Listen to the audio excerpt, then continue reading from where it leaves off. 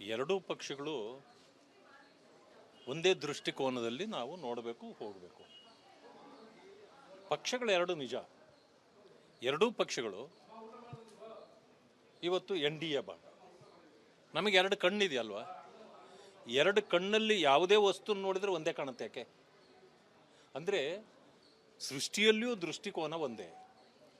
ಈಗ ನಮಗಿರಬೇಕಾದ್ದು ಅದೇನೆ. ಜನತಾದಳ ಇರ್ಬೋದು, BJP ಇರ್ಬೋದು, ಯಾವುದೇ ಚಟುವಟಿಕೆ ಕಾರ್ಯ ನಾವು ಮಾಡಲಿಕ್ಕೆ ಹೊರಟಾಗ ಎರಡೂ ಪಕ್ಷಗಳ ದೃಷ್ಟಿ ನಮ್ಮ ಕಣ್ಣಲ್ಲಿ ಹೇಗೆ ಒಂದೇ ವಸ್ತುವಾಗಿ ಕಾಣುತ್ತೋ ಎರಡೂ ಪಕ್ಷಗಳಿಗೆ ಅದು ಹಾಗೆ ಕಾಣಬೇಕು ಅನ್ನೋದೇ ನನ್ನ ಅನಿಸಿಕೆ. ಅದು ವ್ಯವಸ್ಥೆಯೂ ಕೂಡ. ಆದರೆ ಏನಾಗಿದೆ, ಸಮನ್ವಯ ಸಮಿತಿ ಆಗಬೇಕಾಗಿತ್ತು. ಒಂದು ವರ್ಷದ ಹಿಂದೆ ಮಾನ್ಯ ಕುಮಾರಸ್ವಾಮಿ ಅವರಲ್ಲಿ ನಾವು ಹೇಳಿದ್ವಿ, ಮಾಡೋಣ ಅಂತ ಹೇಳಿದರು. ಅದು ಇನ್ನೂ ಆಗಲಿಲ್ಲ. ಕಾರಣ ಗೊತ್ತಿಲ್ಲ.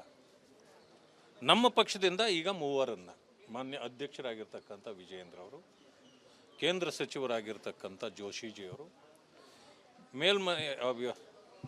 ತಳಮನೆಯಲ್ಲಿ ವಿರೋಧ ಪಕ್ಷದ ನಾಯಕರಾಗಿರ್ತಕ್ಕಂಥ ಅಶೋಕ್ರವರು, ಮೂವರನ್ನು ನಾವು ಸಮನ್ವಯ ಸಮಿತಿಗೆ ನೇಮಕ ಮಾಡಲಾಗಿದೆ.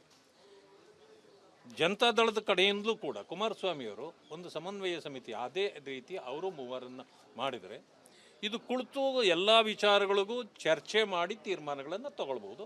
ಅದಾಗಿಲ್ಲ. ಅದೊಂದು ಬಿಟ್ಟರೆ ನಮ್ಮ ದೃಷ್ಟಿಕೋನದಲ್ಲಿ ಬದಲಾವಣೆ ಇಲ್ಲ. ಈಗ ಕೆಲವು ಸಂದರ್ಭದಲ್ಲಿ ಏನಾಗ್ತದೆ, ಅಲ್ಲೇನೋ ಒಂದು ಸರ್ಕಾರ ತಪ್ಪು ಮಾಡ್ತು ಅಂದ ತಕ್ಷಣ ನಾವು ಧಾವಿಸಿ ಹೋಗ್ಬಿಡ್ತೇವೆ, ಅವರು ಧಾವಿಸಿ ಬರ್ತಾರೆ. ಹಾಗಾಗಿ ಎರಡು ಪಕ್ಷಗಳದು ಒಂದು ರೀತಿಯ ವಿಶೇಷವಾಗಿ ಕಂಡು ಬರ್ತದೆ. ಅದಾಗಬಾರ್ದು ಅನ್ನೋ ದೃಷ್ಟಿಯಿಂದ ಸಮನ್ವಯ ಸಮಿತಿ ಮಾಡಿರ್ತಕ್ಕಂಥದ್ದು.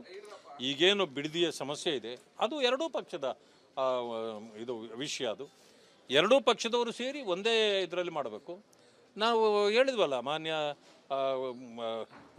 ದೇಶದ ಪ್ರಧಾನಮಂತ್ರಿಗಳಾಗಿದ್ದಂಥ ದೇವೇಗೌಡರು, ನಾನು ಉಪವಾಸ ಕೂತ್ಕೊಳ್ತೇನೆ ಅಂತ, ನಾವು ನಿಮ್ಮ ಜೊತೆಯಲ್ಲಿ ಸೇರ್ತೇವೆ ಅಂತ ಹೇಳಿದ್ದೇವೆ. ಮುಗಿದೋಯ್ತು ಅಲ್ಲಿಗೆ. ಇದರಲ್ಲಿ ಯಾರಿಗೆ ಕ್ರೆಡಿಟ್ಟು ಯಾರಿಗೆ ಇಲ್ಲ ಪ್ರಶ್ನೆ ಇಲ್ಲ. ಒಂದೇ ಪಾದಯಾತ್ರೆಯೂ ಒಂದೇ ಮಾಡಬೇಕು. ಅದು ನಮ್ಮ ಉದ್ದೇಶ. ನಾವು ಮಾಡ್ತೇವೆ ಅಂತ ಕಾಣುತ್ತೆ.